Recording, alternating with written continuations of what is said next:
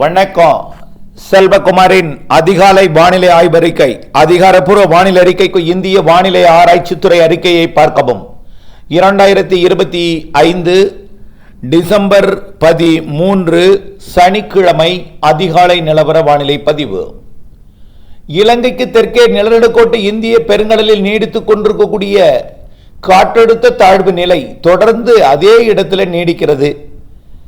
நேற்றைக்கும் அதே இடத்துல நீடித்து வேதாரண்யம் பகுதியில் தூறலையும், ராமேஸ்வரம் பகுதிகளில் தூறல் நனைக்கும் மழைப்பொழிவையும், தூத்துக்குடி மாவட்டம், திருநெல்வேலி மாவட்ட ராதாபுரம் கடலோரத்தில் நனைக்கும் மழைப்பொழிவையும் கொடுத்தது. பெரிதாக இல்லை, கடல் ஓரத்தில் மட்டும் லேசாக கொடுத்தது. அதோட இந்த வானிலை குளிரை மட்டும் கொடுத்து கொண்டு நீடித்து கொண்டிருக்கிறது. இன்றைக்கு தேதி 13, 14, 15 சற்று விலகி இருக்கும். காரணம், அடுத்ததாக 16, 17, 18ஆம் தேதி வரக்கூடிய அந்த காற்றழுத்த தாழ்வு நிலையோடு இணைவதற்கு சற்று விலகி சென்று மீண்டும் ஒன்றிணைந்து தமிழ்நாட்டின் கரையை நெருங்கும். அப்பொழுது வரக்கூடிய 16, 17, 18ஆம் தேதி அனைத்து மாவட்டங்களுக்கும் மழை இருக்கும். அதனால இன்றிலிருந்து இன்றைக்கு தேதி 13, 14, 15 3 நாட்களுக்கும் இடைவெளி எனலாம். இந்த இடைவெளியில் இலங்கைக்கு மட்டும் கொஞ்சம் மழை இருக்கும். தமிழ்நாட்டிற்கு குளிரும் மேகமூட்ட வானிலையும் இருக்கும். ஆனாலும் நேற்றுக்கு இருந்த மேகமூட்டத்தை விட சற்று குறைய தொடங்கும். இன்றைக்கு நாளைக்கு மேலும் குறைய தொடங்கும். திங்கட்கிழமை நன்றாகவே குறைந்திருக்கும், கொஞ்சம் நன்றாக வெயில் இருக்கும். அதே நேரத்தில் தலைகீழாக செவ்வாய்க்கிழமை 17ஆம் தேதி 16ஆம் தேதி செவ்வாய்க்கிழமை அப்படியே தலைகீழாக மாறிவிடும். இதுவரைக்கும் மிரட்டும் வானம், மிரட்டும் மேகமூட்டம் எல்லாம் இருந்து கொண்டு தூறலை நனைக்கும் மழை பொழிவை கொடுத்துவிட்டு கடந்த சில நாட்களாக. ஆனால் வேதாரண்யம் பகுதியில் மட்டும் 2 நாள் நல்ல மழை பொழிந்தது. ராமேஸ்வரம் பகுதியில் பொழிந்தது. காரைக்கால், மயிலாடுதுறை மாவட்ட கடலோரம் வரைக்கும் இருந்தது. அது தற்பொழுது மிக குறைந்து போயிருக்கு, விலகி கொண்டிருக்கு. 15ஆம் தேதி வரை இன்றிலிருந்து 3 நாட்கள் 13, 14, 15 3 நாட்களுக்கு தமிழ்நாட்டிலிருந்து விலகி இலங்கைக்கு மட்டும் மழை பொழிவை கொடுத்து கொண்டிருக்கும். குளிர் குறைந்திருக்கும். 15ஆம் தேதி நன்றாக ஒரு வெயில் கூட இருக்கும். 16ஆம் தேதி மழை பொழிவை தொடக்கக்கூடிய அடுத்த தாழ்வு நிலையோடு இணைந்து இலங்கைக்கு நெருக்கமாக வரும். அப்பொழுது குளிரலை விலகும். மேற்கத்திய இடையூறு அப்படியே சவுதி அரேபியா, ஈரான், ஈராக் மற்றும் குவைத் அப்படியே மழை பொழிவை கொடுத்து கொண்டே அது ஆப்கானிஸ்தான், பாகிஸ்தான்லாம் கொடுத்து விட்டு இமயமலை பகுதிக்கு வரும் பொழுது அங்கிருந்து வரக்கூடிய அந்த குளிரலை கட்டுக்குள் வரும். தென்னரை கோலத்தில் இருக்கக்கூடிய நிகழ்வு சற்று விலகும், தீவிரம் குறையும். ஆகையின் காரணமாக வடக்கிலிருந்து இருக்கக்கூடிய குளிரோட அளவு குறையும். வழங்கும் இடத்திலும் தடுப்பு ஏற்படும் என்பதனால வரக்கூடிய 16, 17, 18 குளிர் விலகி கிழக்கு காற்று உள்ளே நுழைந்து மழை பொழிவை ஏற்படுத்த போகிறது. மழை பொழிவு எங்க எப்படி இருக்குன்னு பாருங்க. ரொம்ப எதிர்பார்த்துறாதீங்க. இது ஒரு சாதாரண தாழ்வு நிலை, அதனால மழை இல்லைன்னு சொல்லல. கிறிஸ்துமஸுக்கு பிறகு ஜனவரி 24 வரை 3க்கு குறையாத நிகழ்வுகள். அதுல கிறிஸ்துமஸுக்கு பிறகு வலுவான நிகழ்வு இலங்கை கடந்து தென் தமிழ்நாடு கடந்து அரபிக்கடல் போகும் நிகழ்வு. தமிழ்நாடு முழுவதும், புதுச்சேரி, காரைக்கால் உட்பட கேரளா முழுவதும், தமிழ்நாடு ஒட்டியுள்ள ஆந்திர பிரதேசம் மற்றும் கர்நாடகாவிற்கும், வங்க கடலோரம், ஒடிசா மற்றும்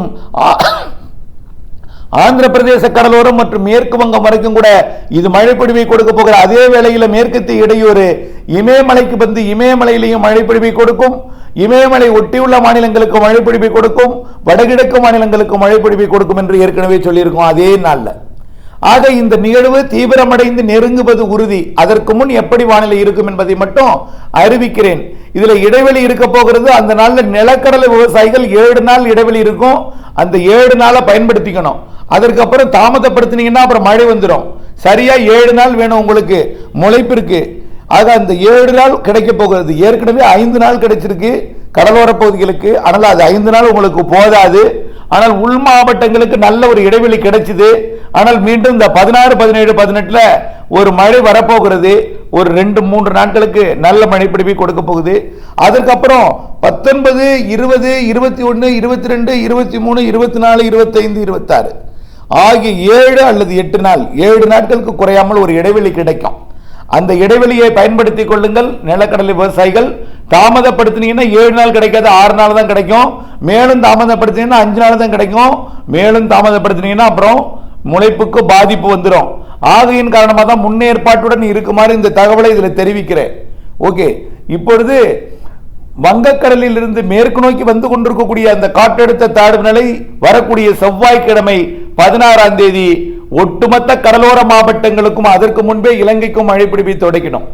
செவ்வாய்க்கிழமை திருவள்ளூர், சென்னை, செங்கல்பட்டு, விழுப்புரம், புதுச்சேரி மற்றும் கடலூர், மயிலாடுதுறை, காரைக்கால், நாகப்பட்டினம், திருவாரூர், தஞ்சாவூர், புதுக்கோட்டை மற்றும் ராமநாதபுரம், தூத்துக்குடி, திருநெல்வேலி, கன்னியாகுமரி இந்த மாவட்டங்களுக்கும் அதற்கு உள்ளே இருக்கக்கூடிய மாவட்டங்கள், சற்று உள்ளே இருக்கக்கூடிய மாவட்டங்கள் சிவகங்கை, விருதுநகர் மாவட்ட கிழக்கு பகுதி மற்றும் அரியலூர் மற்றும் திருச்சி மாவட்டத்தோட கிழக்கு பகுதி இதெல்லாம் முதல்ல தொடங்கும் 16ஆம் தேதி காலையிலேயே. அரியலூர் மற்றும் கடலூர் மாவட்ட உள்பகுதி கூட, அதே போல காஞ்சிபுரம் மற்றும் ராணிப்பேட்டை, திருவள்ளூர் மாவட்ட உள்பகுதி எல்லாம் வரக்கூடிய 16ஆம் தேதி செவ்வாய்க்கிழமை காலையே மழை பொழிவு தொடக்கும். தாமதம் ஏற்படும் பட்சத்தில் 11-12 மணிக்கெல்லாம் கடலோரத்தில் மழை பொழிவு தொடங்கிடும். ரைட். அடுத்ததாக அன்றைக்கு மதியம், செவ்வாய்க்கிழமை மதியம் உள்ளேயும் மழை பொழிவு தொடங்கிடும். திருப்பத்தூர், வேலூர், ராணிப்பேட்டை மற்றும் திருவண்ணாமலை, கள்ளக்குறிச்சி மற்றும் அப்படியே கிருஷ்ணகிரி, தருமபுரிக்கு தொடங்கும். ஆனா தொடங்கிட்டு கொஞ்சம் மழை பெஞ்சிட்டு டக்குன்னு தெற்க வந்துடும். ஏன்னா நிகழ்வு ஏறி அப்படியே தெற்க விலகிடும் என்பதனால. ஏறி நீடித்து நிற்காது. ஏறும்பொழுது அப்படி கிருஷ்ணகிரி, தருமபுரிக்கு ஒரு நாள் மழை பொழிவை கொடுக்கும். ஆங்காங்கே டக்குன்னு அது தென்மேற்கு நோக்கி திரும்பும் பொழுது ஒரு நாள் தான் வாய்ப்பு இருக்கு கிருஷ்ணகிரி, தருமபுரிக்கு. ஆனால் 16 வாய்ப்பு இருக்கு, 17 முற்பகலும் 16 பிற்பகலும் இருக்கு. ஆகவே அடுத்தடுத்த நாட்களில் அந்த இடத்துல பெரிதா கிடைக்காதுன்னு ஏற்கனவே சொல்லி இருக்கிறேன். தூறல், சாரல் போன்றவை இருக்கும். ஆகவே திருப்பத்தூருக்கும் அதே போலதான், வேலூருக்கும் அதே போலதான். டக்குன்னு ஏறும், உடனடியாக அது திருவண்ணாமலைக்கு வந்துடும் அந்த மழை. அதே போலதான் கிருஷ்ணகிரிக்கு ஏறும், உடனே தருமபுரிக்கு வந்துடும். அடுத்தது சேலம், நாமக்கல் என்று வந்துடும். அதே போலதான் திருவண்ணாமலை இருக்குது, டக்குன்னு விழுப்புரம், கள்ளக்குறிச்சிக்கு வந்துடும். அப்புறம் பார்த்தீங்கன்னா அது கடலூர் மாவட்டத்துக்கு வந்துடும். பிறகு அரியலூர், பெரம்பலூர் என்று டெல்டாவுக்கு தெற்கே இருக்கும். ஆனால் தெற்கே போக போக 3 நாளும் மழை பொழிவு கொஞ்சம் வலுத்திருக்கும். தென் மாவட்ட மேற்கு தொடர்ச்சி மலை நன்றாக வலுத்திருக்கும். சார் எங்க ஊர் சொல்லவே இல்லையே, பாதிலே நிறுத்திட்டீங்கன்னு சொல்லுவாங்க, அதை நான் சொல்லிடுறேன். அடுத்தபடியாக திருப்பத்தூர், வேலூர், ராணிப்பேட்டை, திருவண்ணாமலை, கள்ளக்குறிச்சி, விழுப்புரம் போன்ற பகுதிகளுக்கும் உள்ளே பகுதிகளுக்கும், பெரம்பலூருக்கும் அரியலூருக்கு அது முன்னாடியே தொடங்கினோம். அடுத்து பெரம்பலூருக்கும் திருச்சி மாநகரத்திற்கும் புதுக்கோட்டை உள்பகுதிக்கும் சிவகங்கைக்கும் பிறகு மதுரைக்கும் அப்படியே உள்ள திண்டுக்கல் கிழக்கு பகுதியை தொடக்கம். அப்புறம் அடுத்து பார்த்தீங்கன்னா நாமக்கல், அப்புறம் அப்படியே சேலத்தோட கிழக்கு பகுதி, கிருஷ்ணகிரி, தருமபுரியோட கிழக்கு பகுதி, அப்புறம் கிருஷ்ணகிரி, தருமபுரியோட மேற்கு பகுதி. ரொம்ப நேரம் நீடிக்காது, அது கொஞ்சம் பெய்து விட்டு டக்குன்னு தெற்கு நோக்கி திரும்பணும்னு சொல்லியிருக்கிறேன். அடுத்தபடியாக சேலம், நாமக்கல், ஈரோடுக்கு அடுத்தபடியாக நீலகிரி, ஈரோடு வடக்கு நீலகிரியை விட தெற்கே டக்குன்னு வந்துடும் மொடக்குறிச்சி போன்ற பகுதிகளுக்கு.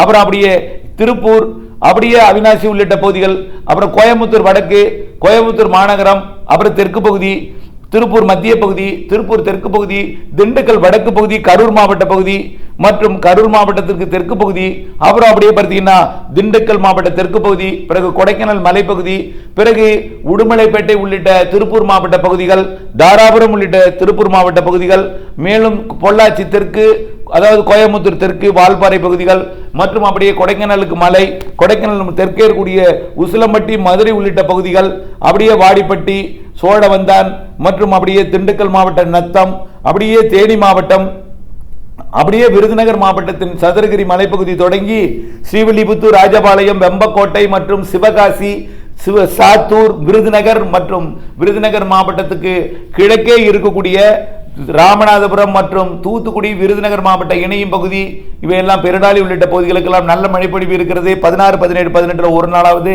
ராமநாதபுரம் கடலோரம், ராமநாதபுரம் உள்பகுதி, சிவகங்கை மாவட்டத்தில் பரவலாக, அப்படியே தூத்துக்குடி, திருநெல்வேலி, தென்காசி, கன்னியாகுமரி மற்றும் அனைத்து மேற்கு தொடர்ச்சி மலைக்கு தான் வலுத்த மழை இருக்கும். அதாவது கொடைக்கானலுக்கும் கன்னியாகுமரிக்கும் இடைப்பட்ட மேற்கு தொடர்ச்சி மலை கனமழை 3 நாளும் இருக்கிறது. நாலு மூக்கு, ஊத்து போன்ற பகுதிகளில் அந்த 3 நாளும் கனமழை இருக்கும். திருநெல்வேலி, தென்காசி, கன்னியாகுமரி மற்றும் விருதுநகர், கொடைக்கானல், தேனி போன்ற பகுதிகளுக்கு நல்ல மழை காத்திருக்கிறது. வரக்கூடிய அந்த அதே போல ஸ்ரீராம நகருக்கும் கூட ஒரு நாள் மழை பொழிவை கொடுக்கும். அதே போல ஒட்டஞ்சத்திரம், பழனி பகுதிகளுக்கும் கொடுக்கும். ஆனால் தொடர்ந்து பெய்து கொண்டே இருக்காது. உங்களுடைய ஏரி குளத்தை இது நிரப்பியும் விடாது. நிரப்பும் என்று சொல்லிக் கொண்டிருக்கிறேன். அந்த நாள் கிறிஸ்துமஸுக்கு பிறகு, ஜனவரி 26க்கு பிறகு, முன்னாடி கிறிஸ்துமஸுக்கு பிறகு ஜனவரி 26க்கு முன்னாடி 3 அல்லது 4 நிகழ்வுகள் இருக்கிறது. அது உறுதி. கிறிஸ்துமஸ் முடிந்த உடனேயே வரும். அது எல்லாம் உங்கள் மாதிரிகள் எல்லாமே உங்கள் கையில் இருக்கக்கூடிய செயலிகளில் இன்னும் காட்டப்படவில்லை.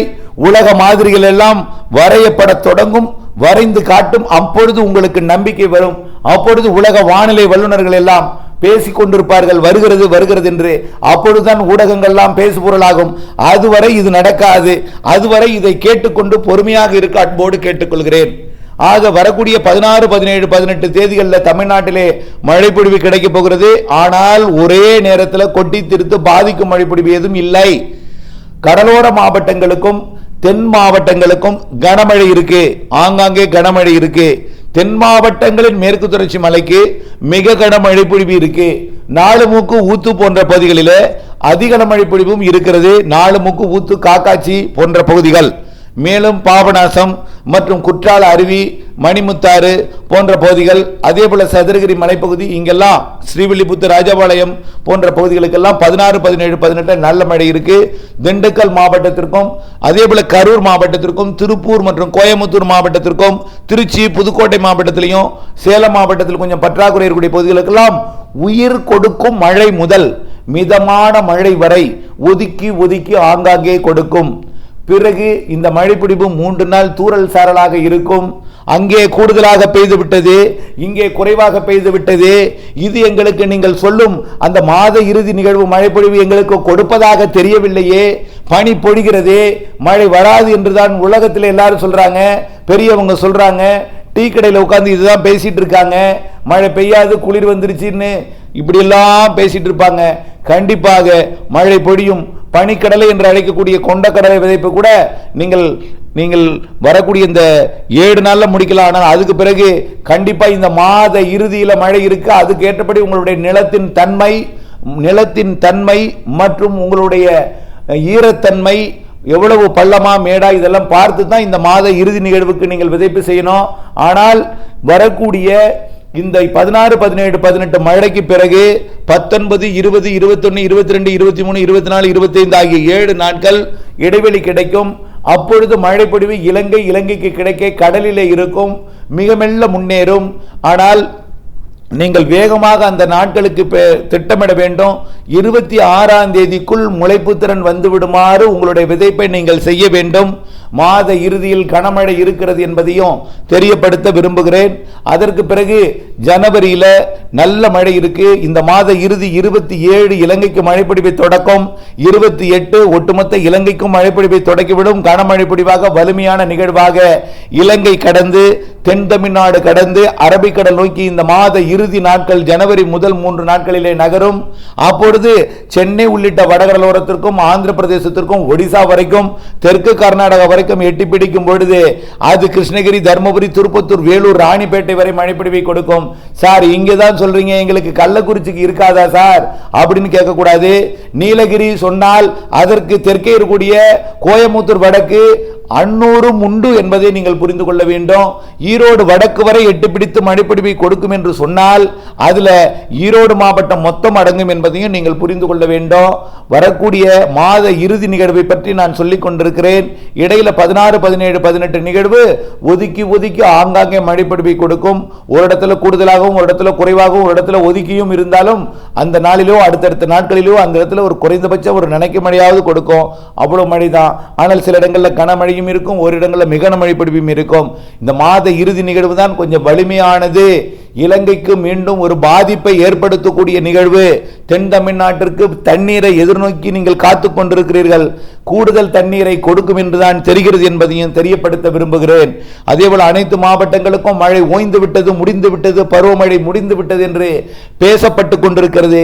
முடியவில்லை. ஏன் மீண்டும் ஒரு மழை காலம் தொடங்க போகிறது.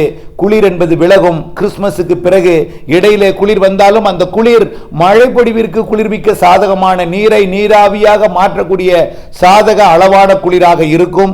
அது இந்த மாத இறுதியிலிருந்து ஜனவரி 26 வரை 3-4 நிகழ்வுகளுக்கு மழை தரக்கூடிய ஒரு வானிலை அமைப்பை ஏற்படுத்தும் என்பதுதான் நம்முடைய அறிக்கை. ஆக ஜனவரி 26 வரை 25 வரை மழை இருக்கு. டிசம்பர் 25க்கு பிறகு நிகழ்வுகள் உருவாகும். இப்பொழுது 16, 17 மழைப்பொழிவை எதிர்நோக்கி இருங்கள். ஆனால் குளம் நிரம்பும் என்று எதிர்நோக்கி இருக்க வேண்டாம். உயிர் கொடுக்கும் மழை முதல் மிதமான மழை வரையும், ஒரு இடங்களில் கனமழையும், சற்று கனமழையும், மிக கனமழை ஒரு இடங்களில் தென் மாவட்டங்கள், மேற்கு தொடர்ச்சி மலை எல்லாம் இருக்கும் என்பதையும் தெரியப்படுத்த விரும்புகிறேன். இணைந்தே இருங்கள் அப்டேட்ஸுடன், நம்பிக்கையுடன் இருங்கள், மழை பொழியும் என்று அப்டேட்ஸ் இணைந்து வானிலை மாதிரி படங்கள் எல்லாம் பார்த்துக் கொண்டிருங்கள் என்று அன்போடு கேட்டுக்கொள்கிறேன். நன்றி.